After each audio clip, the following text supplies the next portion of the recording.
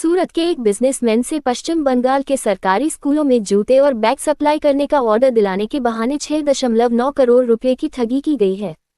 Police ने नगर primary education committee के पूर्व कन्वीनर किशोर वाघेला और सिमिस नोचलिन को गिरफ्तार किया है। आरोपियों ने बिजनेसमैन को व्हाट्सएप पर 36 करोड़ रुपए का नकली वर्क ऑर्डर भेजा था। आप बने रहिए भारत 24 एक्सपी न्यूज संपादक मनदीप भाई देसी पत्रकार की रिपोर्टिंग और उसे भरोसे में लिया था। इस मामले में आगे की जांच चल रही है। પ્રવીણભાઈ ધડુક જે ફરિયાદી છે અને સુરતના નિવાસી છે, તેમને સુરતના જ રહેવાસી કિશોરભાઈ વાઘેલા મારફત પરિચય થયેલો અને કિશોરભાઈ વાઘેલાને નોસિસ ઇનિશિયલ કરીને જે છે વ્યક્તિ કે જે વેસ્ટ બેંગાલમાં પણ પોતે કનેક્ટેડ છે, તેની સાથે પરિચિત થતાં તેઓએ પ્રવીણભાઈને એવી વિશ્વાસ આપેલ કે વેસ્ટ બેંગાલની જે સ્કૂલો છે, સરકારી સ્કૂલો, તેમાં પણ બાળકોના જે શૂઝ, સ્કૂલ યુનિફોર્મ, બેગ વગેરેની પણ જરૂરિયાત રહેતી હોય છે, તો તમને અમે વર્ક ઓર્ડર અપાવીએ અને તમારે એ પેટે અમને કમિશન આપવાનું રહેશે।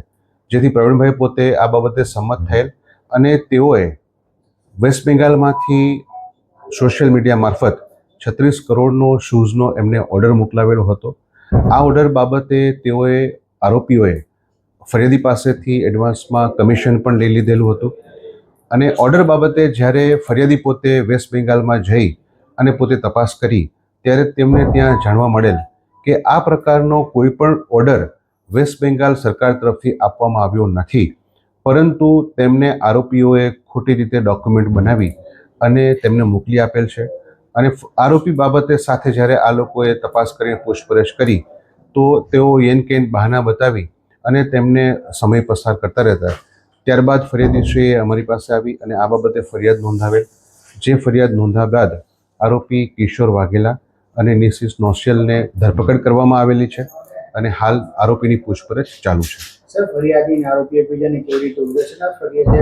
આરોપી છે બેકગ્રાઉન્ડ શું છે? આરોપી જે છે એ પોતે મહાનગરપાલિકામાં પણ પોતે અગાઉ કામ કરી ચૂકેલા છે અને એ અનુસંધાને પ્રવીણભાઈને તેમનો પરિચય થયેલો હતો। જે પરિચય બાદ તેમના જે અન્ય મિત્ર છે એના મારફત વેસ્ટ બેંગાલમાં આ વર્ક ઓર્ડર માટેની વાતચીત થયેલી હતી। સર, મહાનગરપાલિકામાં શું હોદ્દો? હાલ હોદ્દો એમનો એક્ઝેક્ટ જાણી શકાયેલ નથી, એ બાબતે તપાસ ચાલુ છે અને તેઓ શું ફરજ બજાવતા હતા એ જાણ્યા બાદ આપને જણાવી શકશું। ઓકે।